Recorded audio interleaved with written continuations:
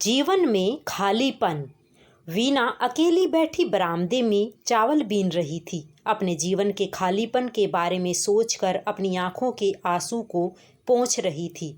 जब से शादी करके इस घर को आई थी, सुकून का एक दिन नहीं जिया था। मायके की याद लगातार आंखों पर छाप जाती है। तभी दरवाजे पर दस्तक हुई। वीना की मुंह बोली बहन। अरे वीना, कैसे हो? बस दीदी, ठीक ही हूँ। वीना अपना दर्द छिपाकर चाय नाश्ता का इंतजाम करने में लग जाती है। वीना की बहन एक दो दिन घर में रहते हुए सब जान जाती है और वीना का हाथ पकड़कर बोली, वीना, कैसे तुम यह सब कैसे बर्दाश्त कर लेती हो? तुम्हारी जगह दूसरी औरत होती तो कुछ भी कर गुजरती। अब तक कैसे झेल लेती हो इतना दर्द? बहन के तीखे सवाल से वीना सहम सी गई और बोली, दीदी, सच कहूँ तो गलती तो मेरी ही है। जवानी की दहलीज पर कदम रखते ही मेरे कमज़ोर कदम लड़खड़ा गए थे और अपने ही घर वालों की इज्जत को नीलाम करके अपनों को ही दुखी कर दिया। मेरी जैसी बेटी की वजह से समाज बेटियों से नफरत करता है। मेरी पढ़ाई में ग्रेजुएशन के प्रथम साल में ही संजय मेरा प्रेम परवान चढ़ चुका था और मेरे घर वालों की चेतावनी को अनदेखा करके मैंने संजय के प्रेम में आकर हर हद पार कर दी। संजय के पास खेती बाड़ी थी, आर्थिक स्थिति ठीक थी। यही देखकर बीच में ही पढ़ाई अधूरी छोड़कर हम दोनों ने शादी कर ली। संजय शादी के पहले दिन से ही नशे नाचने लगा। जब ये सब देखा तो मेरी आंखें कौंध गई। यकीन नहीं हुआ, जिस संजय को मैं जानती हूँ वो तो ये है ही नहीं। उसकी हरकतें लोक लाज और मर्यादा को तार तार करती रही। शुरू का प्यार, इसी बीच में 2 बच्चे भी हो गए। अब तो रोज का हो गया है। अब तो साहस जुटाने के बाद भी संजय का विरोध नहीं कर पाती हूँ। दीदी, बहुत बड़ी गलती की है मैंने। काश माता पिता का कहना मानती मैं। मुझे संजय के बारे में पूरी जानकारी निकालना चाहिए था। उसकी प्यार भरी बातों के जादुई असर की मैं दीवानी हो गई थी। वीना, सच सच बताओ, संजय तेरे साथ मारपीट भी करता है, सबके सामने तेरा अपमान करता है, तेरी आंखों के सामने दूसरी लड़कियों के साथ संबंध बनाता है।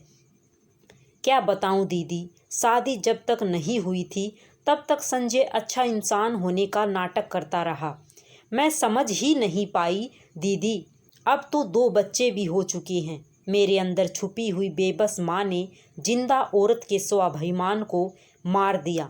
मैंने हालात से समझौता कर लिया है। वीना, तुम्हारे जैसी पढ़ी लिखी औरत के मुंह से ऐसी बातें अच्छी नहीं लगती। अभी भी समय है, उस नशेड़ी से पीछा छुड़ा लो।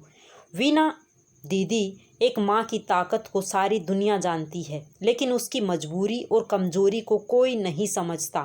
दीदी, अब तो ये बच्चे ही जीने का सहारा है। इनके सहारे उम्र गुजार लूँगी। उसकी बहन समझाकर अपने घर चली जाती है। वीना फिर से अपने रोज़मर्रा के कामों में लग जाती है। शाम जब संजय आया तो वीना ने स्वादिष्ट पकवान परोसे, लेकिन संजय गुस्से में वीना को घर से निकालने को बोलने लगा। अब मेरा मन भर गया है। मुझे दूसरी शादी करनी है। तुझसे ज़्यादा पढ़ी लिखी और सुंदर लड़की से शादी करूँगा मैं। अरे तू अपने माता पिता की नहीं हुई तो मेरी क्या होगी? तुझ जैसी लड़कियाँ किसी की नहीं होती। संजय की बातों से आहत होते हुए संजय को अपने बच्चों की दुआएं देते हुए पैर पकड़ती है, लेकिन संजय तस से मस नहीं हुआ। तभी संजय की बेटी, जो 11 साल की हो चुकी है, आकर अपने पिता को धक्के से पीछे करके बोलती है, शर्म आती है आपको पापा? बोलते हुए धिक्कार है मुझे ऐसे इंसान से। और वीना को बोलती है, चलो माँ, हम कहीं भी रह लेंगे, पर इस इंसान के यहाँ अब नहीं। वीना अपने दोनों बच्चों के साथ घर छोड़कर किराए के घर पर रहने लगती थी। एक छोटा सा काम करते हुए दोनों बच्चों को पढ़ाने लगी। कई सालों के बाद आज सब्जी लेने वीना बाजार गई थी कि अचानक से रास्ते में उसको संजय दिखा। बहुत दीनहीन हालत में वीना को देख उसके पास आकर बोला, वीना, कैसी हो? आज इतने साल बाद तुम तो और सुंदर हो गई हो। हाँ, लेकिन आप बहुत बदल गए। ऐसी हालत क्यों हो गई आपकी? संजय रोते हुए, तुमसे अलग होकर जब दूसरी शादी की तो बस मेरे पैसे के लिए जुड़ी थी। जब तक पूरा पैसा प्रॉपर्टी बेचकर खा नहीं लिया तब तक प्यार था। फिर मेरा स्वास्थ्य खराब हुआ तो छोड़कर चली गई। पड़ोस के लोग खाना दे जाते हैं, उसी को खाकर समय बेसमय जब मिला जिंदा हूँ। वीना की आंखें भर आई। संजय को तुरंत घर लाकर खाना और कपड़े लाकर दिया। बच्चों से भी बोला कि अपने पिता को माफ़ कर दे। संजय की आंखों से आंसू की धार बहती रही। अपने बेटे बेटी को गले से लगाकर बहुत देर तक रोता रहा।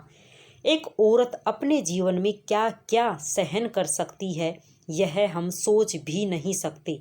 लेकिन औरत का दिल बहुत बड़ा होता है, वह फिर भी माफ़ कर देती है और जब सब कुछ भूल जाती है, क्योंकि उसके अंदर ममता होती है। वह ममता की मूर्त होती है।